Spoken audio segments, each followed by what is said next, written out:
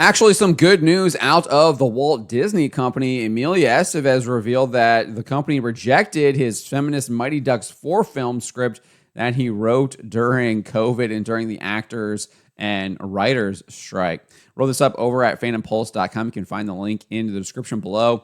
He made these comments during an interview with Josh Horowitz out at C2E2 in Chicago. He first revealed that he wrote the script. He says, I wanted to make up for all the disasters on the Game Changer series.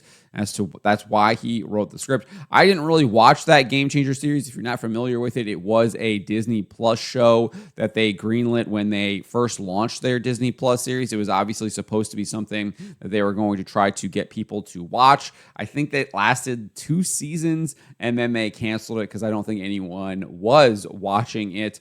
From everything I've seen, it looks like they basically did what the Walt Disney Company likes to do to male characters. They character assassinated him. They made him a total loser and they emasculated him. I think he was like down in the dumps, running some kind of ice rink that was about to go bankrupt or something like that. And he was just they depicted him as kind of like a total loser and they were trying to bring him back in order to like coach hockey or something like that. And it's exactly what we see Marvel has been doing with Thor, where they got to just keep doing the same character arc over and over and over again, rather than the characters actually learning from their previous mistakes and then moving forward and growing and not kind of relapsing over and over and over again, which is kind of what we see with modern serialized storytelling now. And it's just, it's awful. It's awful. But I think that's what happened in that show. If you watched it, you can correct me. But some of the things I was reading, that's what it seemed like was happening. I have not seen it, though. But anyways, this is what Estevez said about his script. He says, Coach Bombay coming back, being pulled back in by Josh Jackson's character and Kenan Thompson's character, and to coach a new team, an expansion team for the professional women's league, so it would be an all-girl team. Now, that sounds like an absolute disaster from the get-go. Clearly sounds like he is pushing some kind of feminist agenda.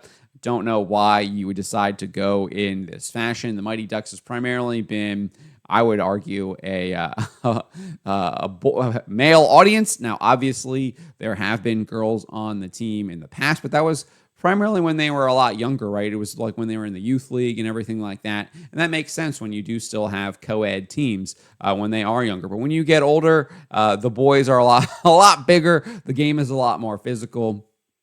And it just doesn't make a lot of sense for women to be playing on a men's team. And when there's lots of evidence in real life to support this, and not even just in hockey, but obviously you can look at soccer where there was like a U14 boys team out in Texas absolutely stomped the women's national team and they beat them like 7-2 or something like that. So you've got 13, 14-year-old teenagers beating up on the best women the U.S. has to offer. And that's a World Cup winning women's team and just stomping them, right? So it clearly shows you the difference between men and women. And then that's in soccer where it's not as physical as a sport like hockey where they're literally checking people into the boards and you wouldn't want women playing with men there. That's just, it would be a slaughter. That's not something you would want to see. So this is clearly a huge red flag for what his script here.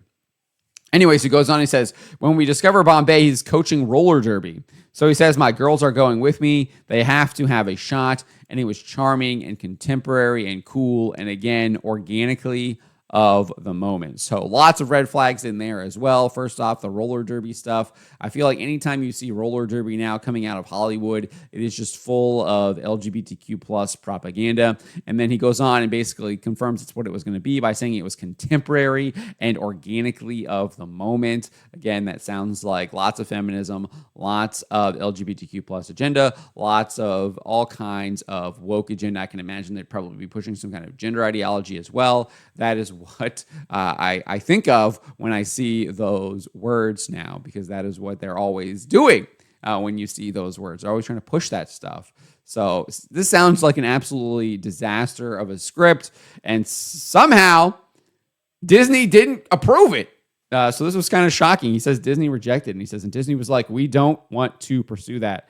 So whoever said no to this, I applaud them because this sounds like a total disaster and something we did not need to see. And they said no to this, so they said no to the propaganda. So that is actually a good sign that someone actually said no to this over at the Walt Disney Company. Now, do I think this means that the Walt Disney Company has somehow turned a page? Absolutely not.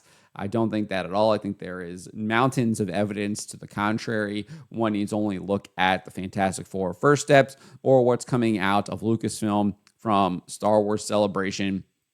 It all still looks like it is infected by the ideology, by the propaganda, and they haven't really made any changes at any of those studios, right? I mean, Kevin Feige is still in charge. Kathleen Kennedy is still in charge there. We haven't really seen any big changes on their animation front or even in their live action studios as well.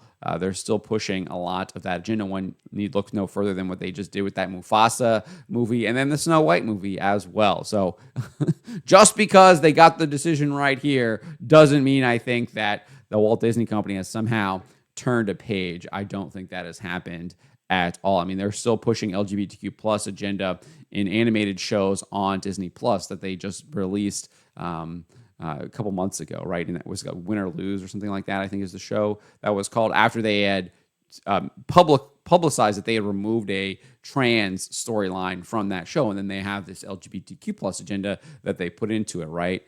Tried to snooker you into watching it thinking that, oh, they actually got rid of this stuff. Well, they just went a little bit up the ladder, right? Up the slide, down the slippery slope, right?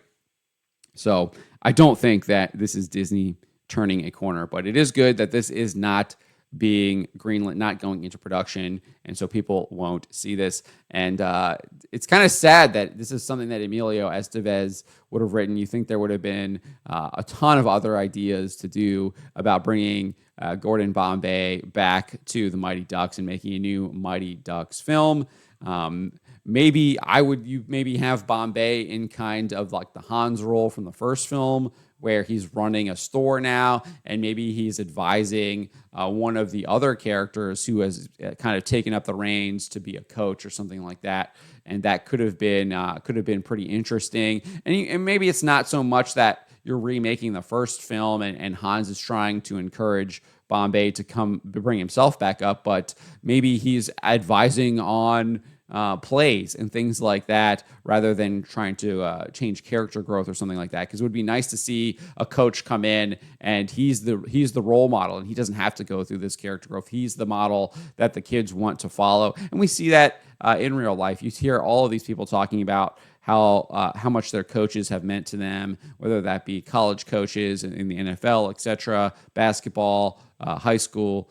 You always hear players talk about how much their coaches have meant to them and how they're role models. And that could have been something they could have pursued on that front and not have this kind of constant character growth where they're relapsing and have to relearn everything that they had learned in like the previous movie, etc.